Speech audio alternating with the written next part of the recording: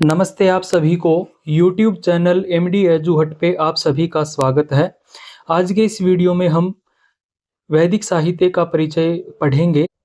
ये वीडियो संस्कृत के सभी विद्यार्थियों के लिए बड़ा ही उपयोगी है, चाहे आप यूजीसी नेट, एचटेट, सीटेट या अन्य किसी भी तरह के संस्कृत के कंपटीशन एग्जाम की तैयारी कर रहे हैं तो ये वीडियो आपके लिए बड़ा ही महत्वपूर्ण रहने वाला है, क्योंकि इस विषय से हर जगह पर प्रश्न पूछे जाते हैं। वैदिक साहित्य का परिचय हम देखेंगे इस वीडियो में, ऋग्वेद, यजुर्वेद जो हमारे 4 वेद। तो इस वीडियो में हम वैदिक साहित्य का सामान्य परिचय पढ़ने वाले हैं। तो चलिए बिना टाइम गवाएं हम अपना वीडियो शुरू करते हैं और पढ़ना प्रारंभ करते हैं। तो सबसे पहले हम वेद का परिचय प्राप्त करते हैं कि वेद क्या है। तो वेद के विषय में कहा गया है कि वेद शब्द की जो निष्पत्ति है वो ज्ञानार्थक विद धातु के साथ घय प्रत्यय लगाने पर वेद शब्द बनता है।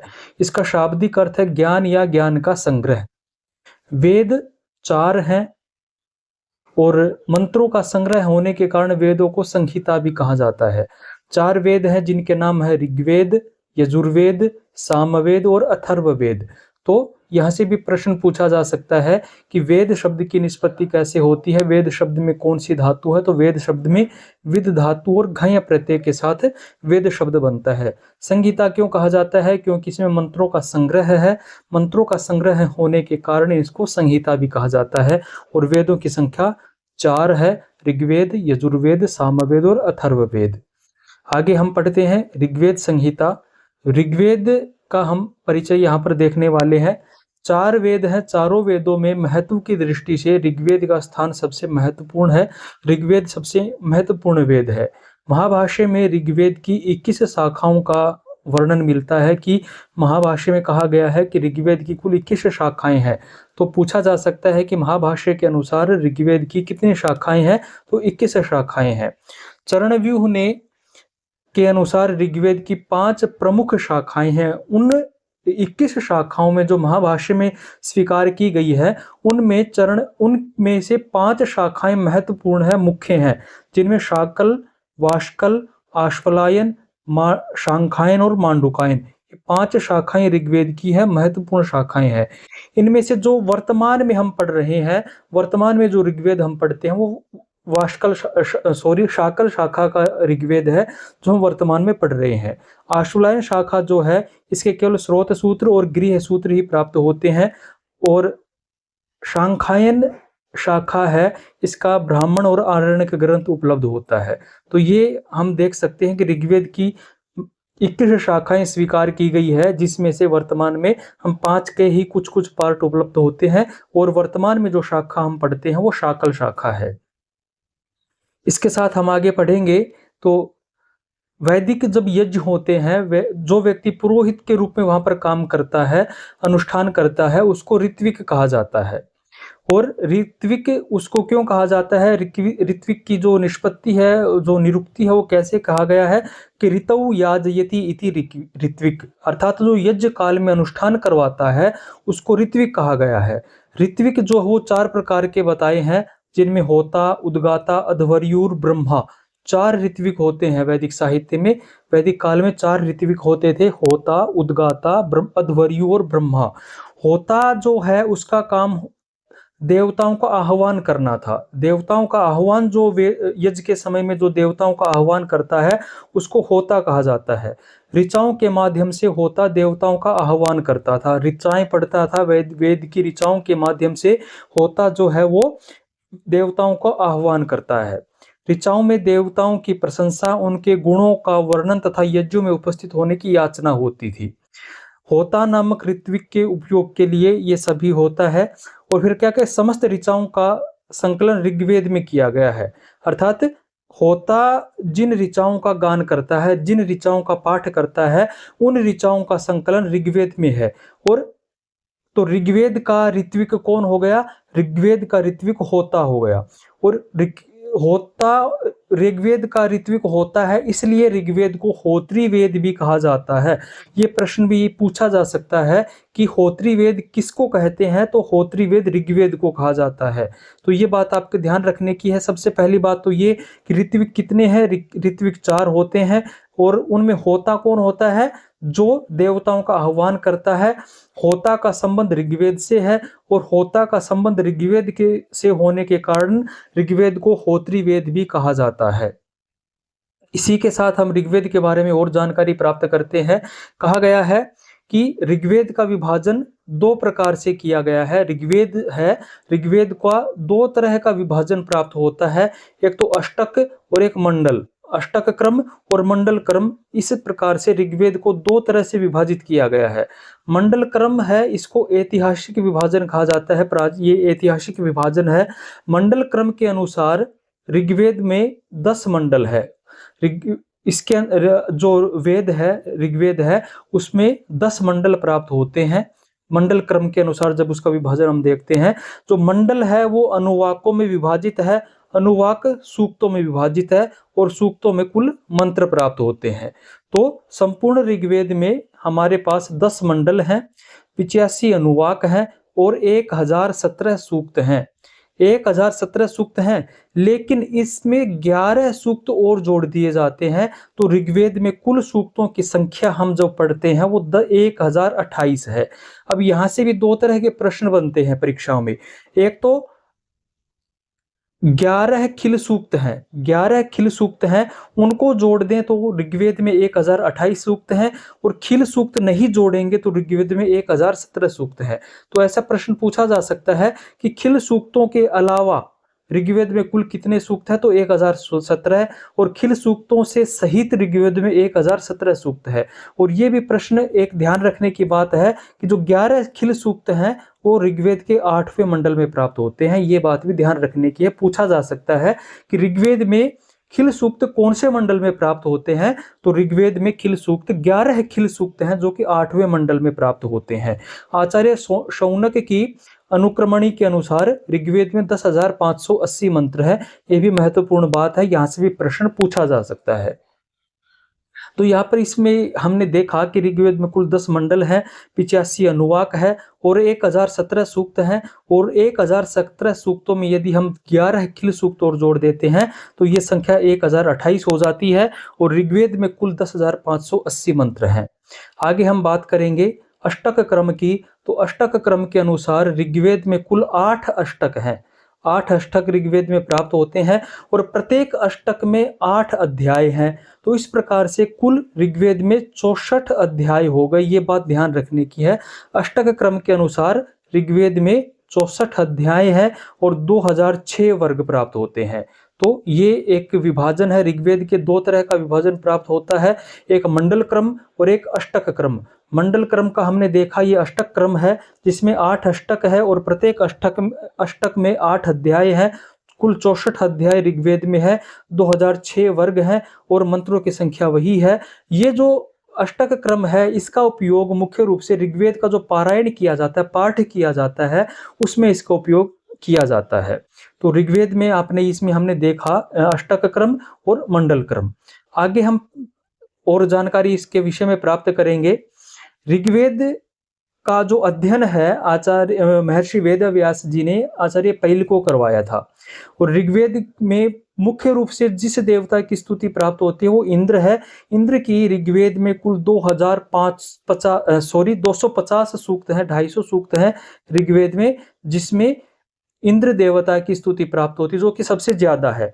देवताओं में दूसरा स्थान ऋग्वेद में अग्नि का है। इसकी 200 सूक्तों में हमें स्तुति प्राप्त होती है। हमने पीछे पढ़ा था कि ऋग्वेद में कुल 10 मंडल हैं। 10 मंडल होने के कारण ऋग्वेद को दशतई संहिता भी कहा जाता है। ये बात भी ध्यान रखने की है। दशतई संहिता किसे कहा जाता है? दशतई संहिता ऋग्वेद को कहा जाता है। अब हमने ये ऋग्वेद के बारे में जानकारी देखी है। अब हम यजुर्वेद को देख लेते हैं। यजुर्वेद की भी विभिन्न तरह की व्याख्याएं वहां पर की गई है। यजुर यजते, इज्जते अनेनिति यजुहु, अन्यत अक्षरावसानो यजुहु, ये 3 प्रकार की यजुर्वेद की व्याख्याएं हमें प्राप्त होती है। तो यजुर यजते अर्थात यज से संबद्ध मंत्रों को यजुस कहा जाता है।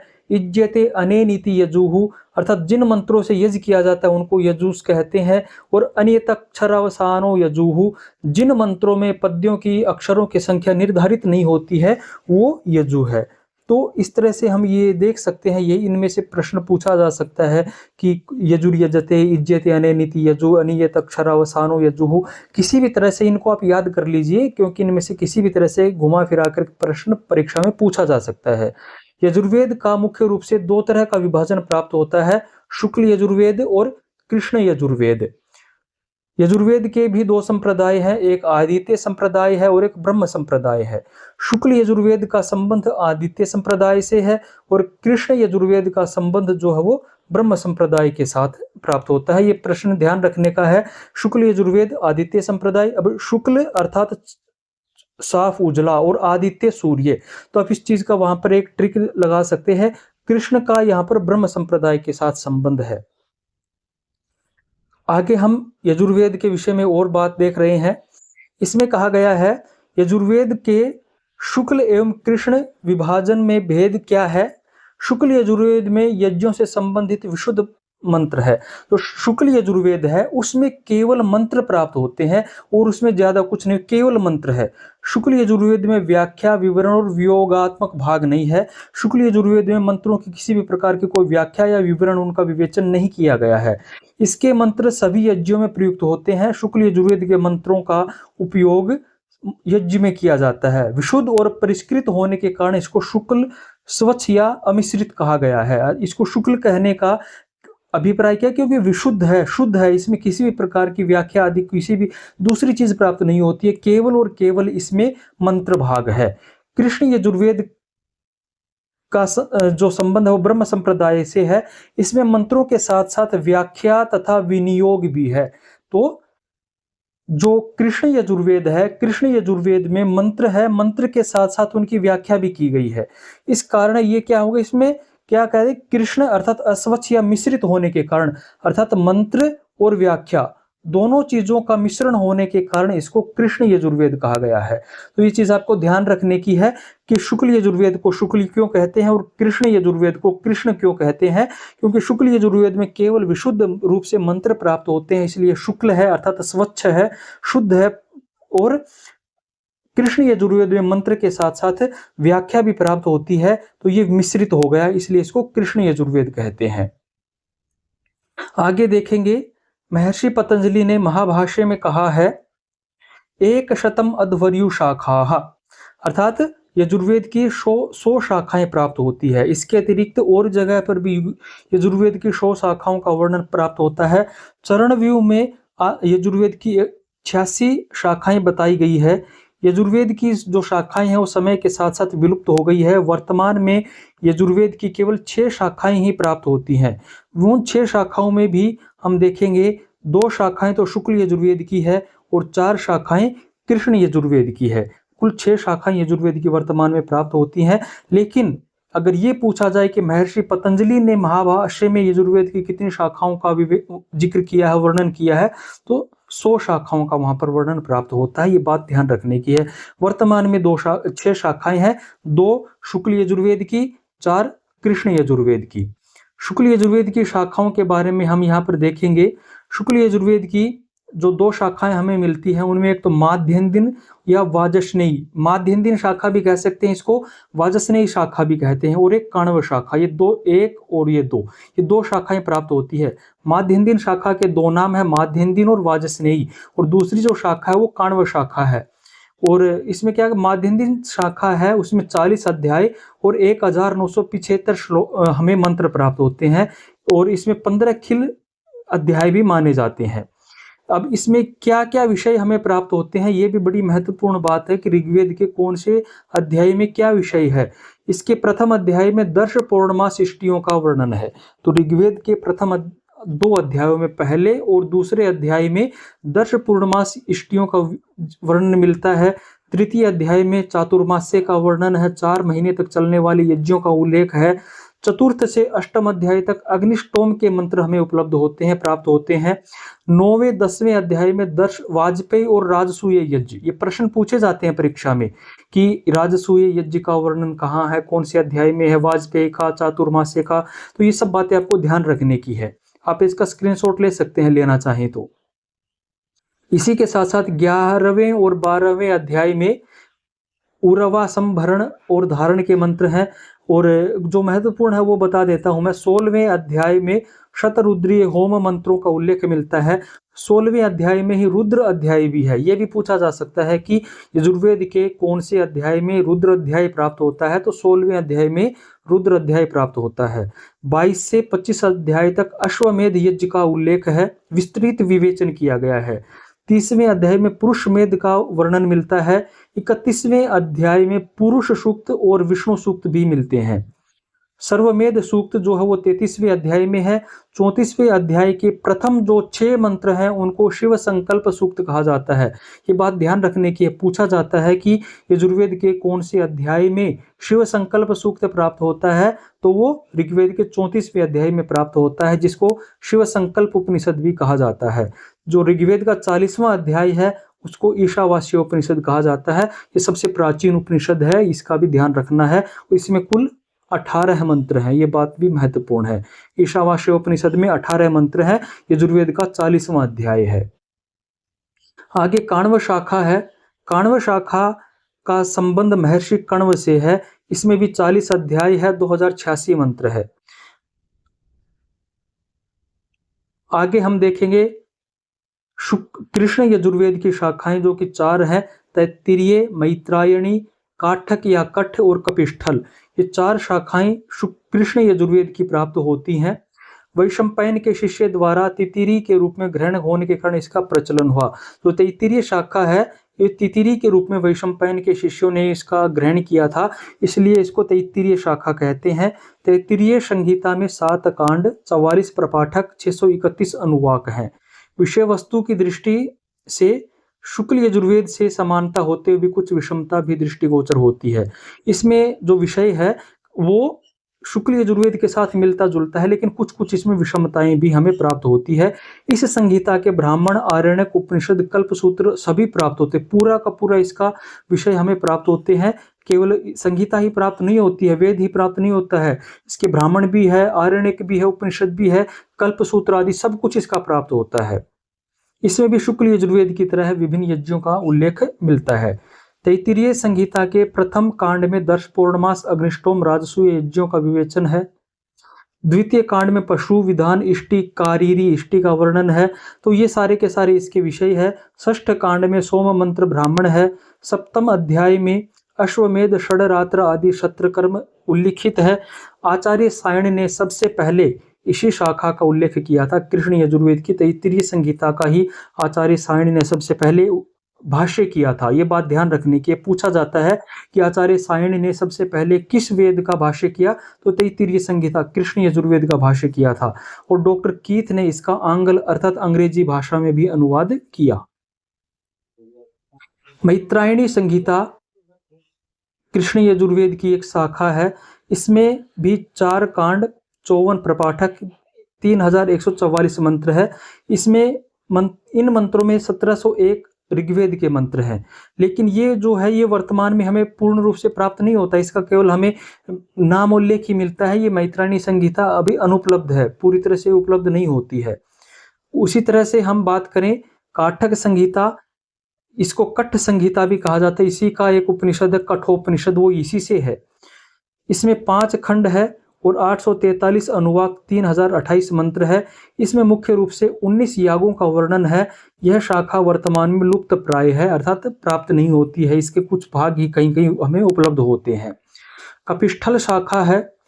कपिष्ठल शाखा में 12 शाखाओं में से एक है। ये चरणव्यूह के अनुसार चरकों की 12 शाखाओं में से एक है। वर्तमान में यह अपूर्ण प्राप्त होती है। इसमें 6 अष्टक, 48 अध्याय मिलते हैं। बीच बीच में कई अध्याय अपूर्ण भी है, अर्थात पूरी तरह से ये हमें उपलब्ध नहीं होता है। तो ये हमने इस वीडियो में आज ऋग्वेद और यजुर्वेद, इन 2 वेदों का सामान्य परिचय हमने प्राप्त किया है। तो आशा है कि वीडियो आपके लिए लाभदायक रहेगा। इसी तरह की वीडियोज आपको हमारे इस चैनल, यूट्यूब चैनल MD एजुहट पर मिलते रहेंगे। यूट्यूब चैनल MD एजुहट को सब्सक्राइब कर लीजिए, वीडियो को लाइक शेयर जरूर करें। मिलते हैं अगली वीडियो में। नमस्ते, धन्यवाद।